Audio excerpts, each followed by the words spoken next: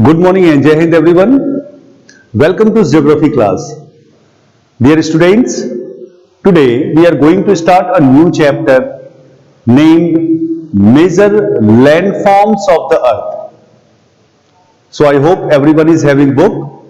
So please open chapter number 6, Major Landforms of the Earth, and be attentive for next 30 minutes. So dear students, let's start chapter number 6, Geography, Major Landforms of the Earth.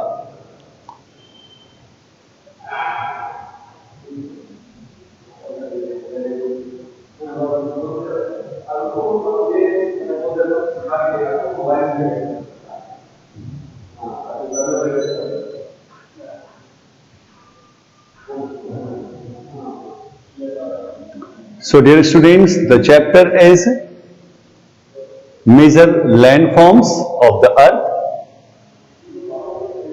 that we are going to start.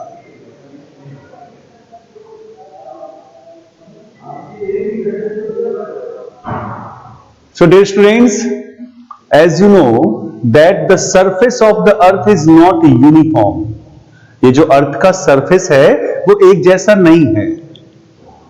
At some places, it is several thousands meters above the mean sea level, while at other places, it is level and flat. कुछ जगहों पे क्या है? Several thousand meters above the mean sea level. कुछ ऐसे places हैं जो बहुत ऊंचे हैं, कुछ ऐसे places हैं जो level है और बिल्कुल flat है.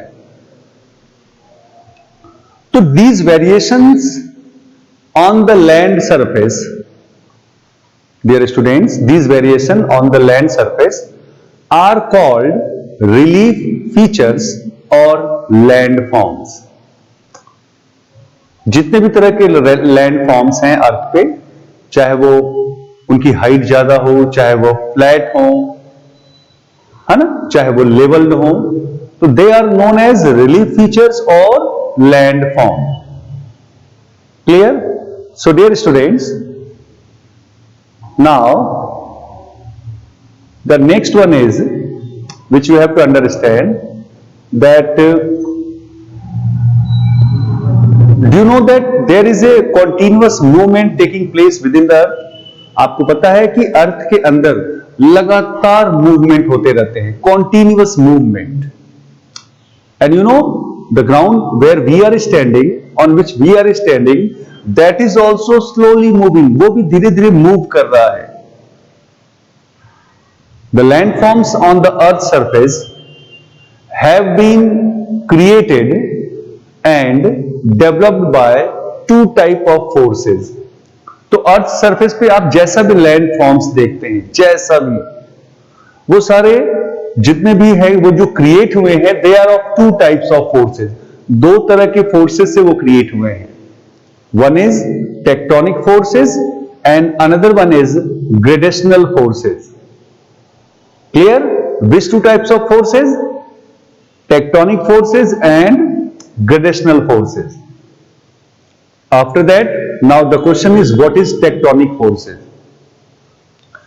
Tectonic forces which originate from within the earth create irregularities on the surface of the earth.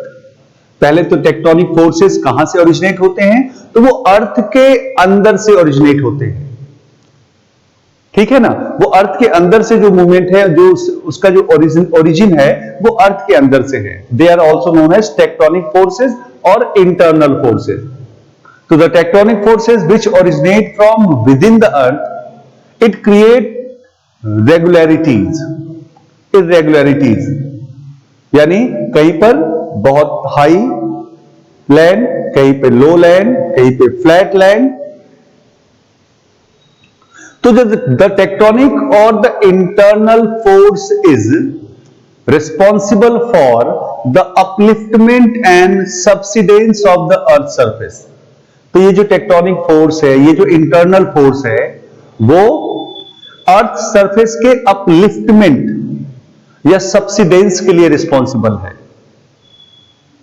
Clear?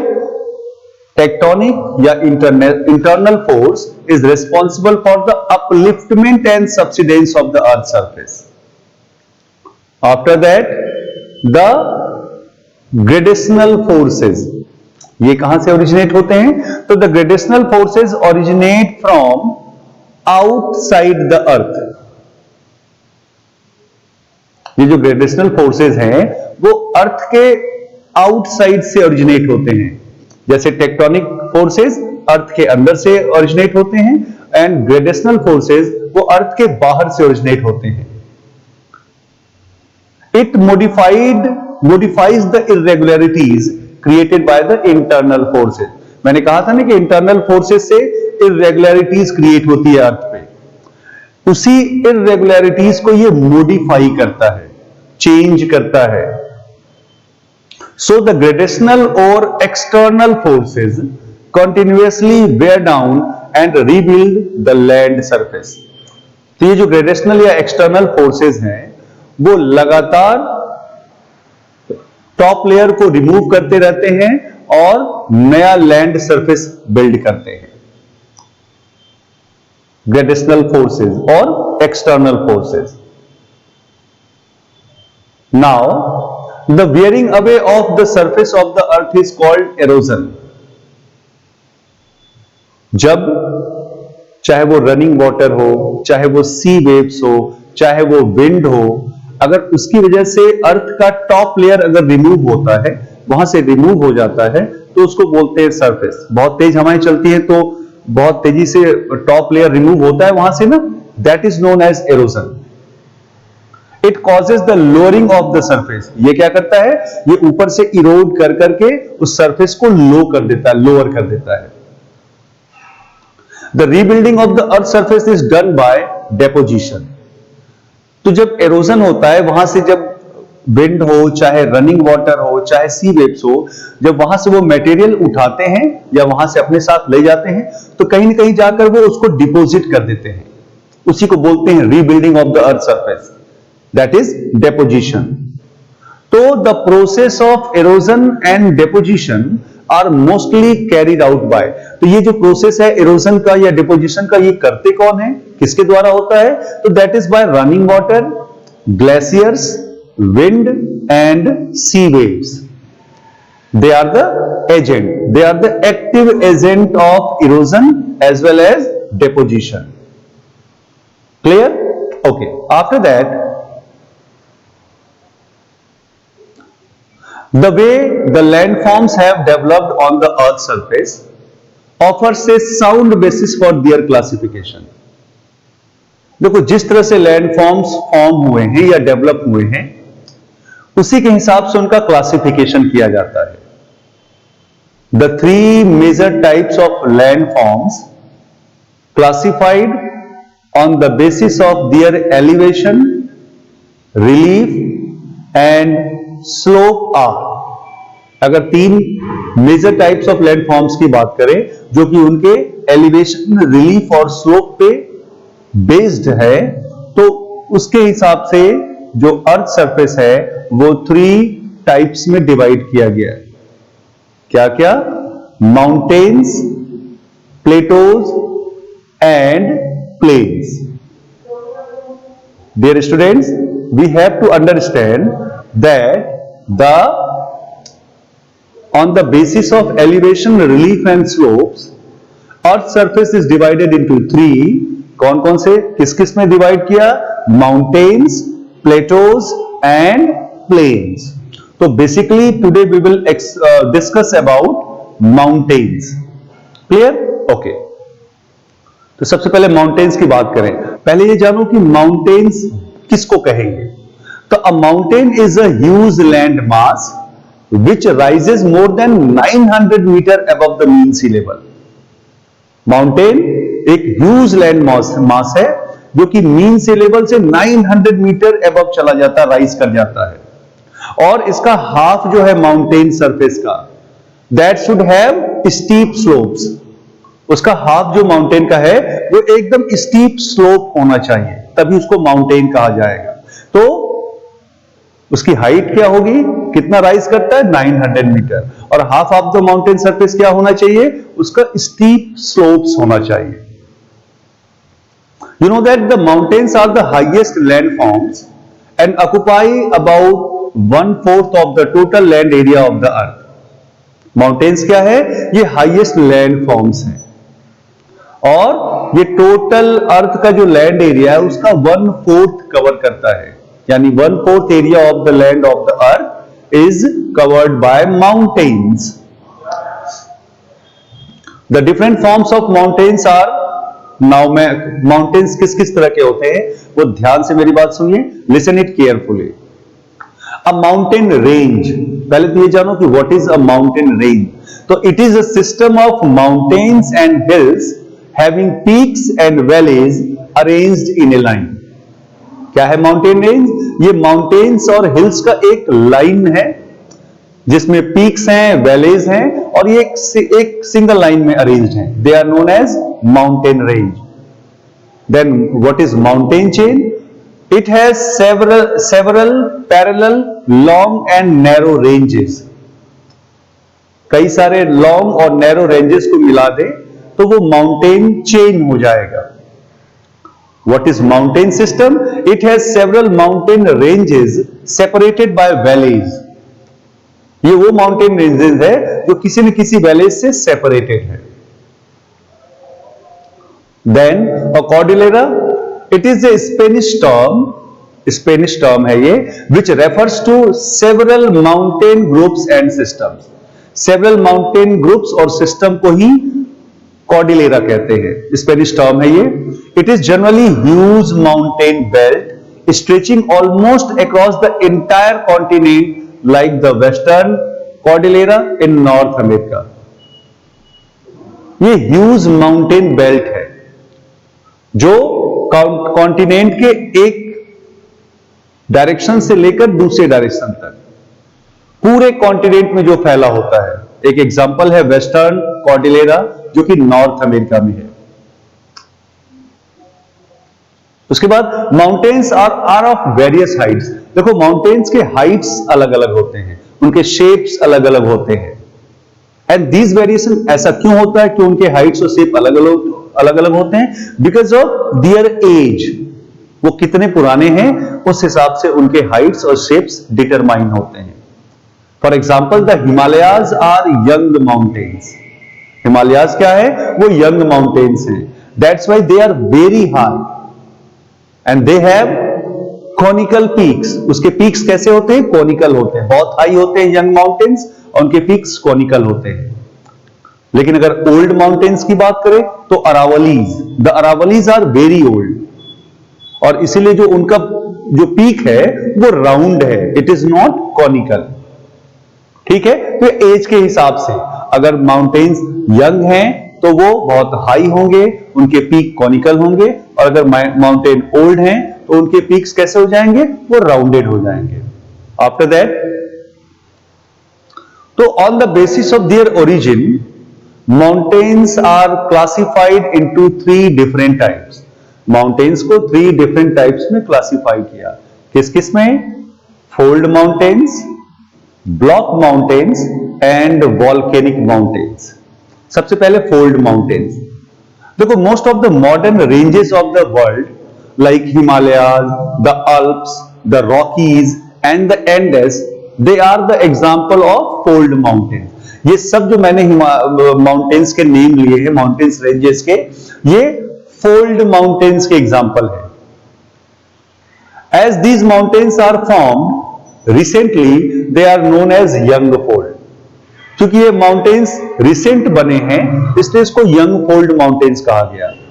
On the other hand the Aravallis, they were formed much earlier, वो बहुत पहले फॉर्म हो गए and that's why they are known as old fold mountains. Clear students?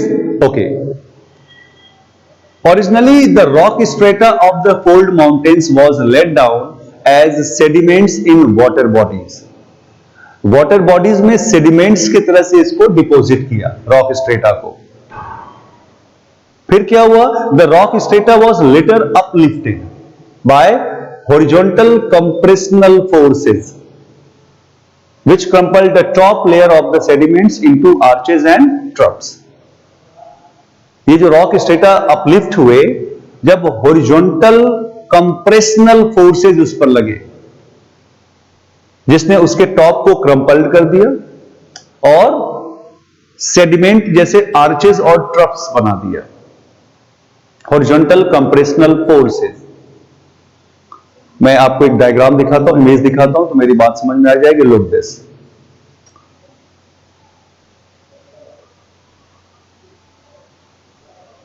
हाँ, अब ध्यान से देखिए. Sediments and some magma is forced upwards, है ना. लुक, ये फोल्ड माउंटेन्स कैसे फॉर्म हो रहे हैं. ये प्लेट मूवमेंट है और प्लेट मूवमेंट की वजह से ये फोल्ड माउंटेन्स कैसे फॉर्म हो रहे हैं. This is the fold mountains formation. Clear? Okay. Now second is, dear students, block mountains. Block mountains are formed by the horizontal tensional forces which cause cracks or faults. ये जो block mountains हैं ये कैसे बनते हैं? ये horizontal tensional forces जो है वो अर्थ के क्रस्ट में, जो सबसे ऊपर का लेयर अर्थ का क्रस्ट है ना, अर्थ के क्रस्ट में क्रैक्स बना देते हैं या फॉल्ट्स बना देते हैं. और यही फॉल्ट्स जो है can break the crust into blocks. यही फॉल्ट्स क्या करते हैं? अर्थ के क्रस्ट को ब्लॉक्स में चेंज कर देते हैं. और when these blocks are raised, और जब यही ब्लॉक रेज हो जाते हैं, ब्लॉक माउंटेन्स आर फॉर्म. ठीक है. जो फॉल्ट अर्थ के क्रस्ट में है, अगर वो ब्लॉक्स में बन जाते हैं और जब ये रेज होते हैं, ऊपर उठते हैं, तो ब्लॉक माउंटेन्स फॉर्म्ड हो जाते हैं. And the block mountains have flat tops and steep slopes. ये जो ब्लॉक माउंटेन्स है डियर स्टूडेंट्स, इसका टॉप जो है वो फ्लैट है, बिल्कुल फ्लैट, और स्लोप बिल्कुल स्टीप है, स्टीप स्लोप है. ओके. अब block mountains can also be formed if the blocks on either side of the fault sink downward. Block mountains तभी बनता है जब blocks on either side of the fault के दोनों साइड जो ब्लॉक है, अगर वो डाउनवर्ड सिंक करेगा, तो जब वो डाउनवर्ड सिंक करेगा तो क्या होगा? उसके जो बगल वाले ब्लॉक्स हैं वो अपने आप राइज कर जाएंगे. Block mountains are found throughout the world. पूरी दुनिया में पाया जाता है.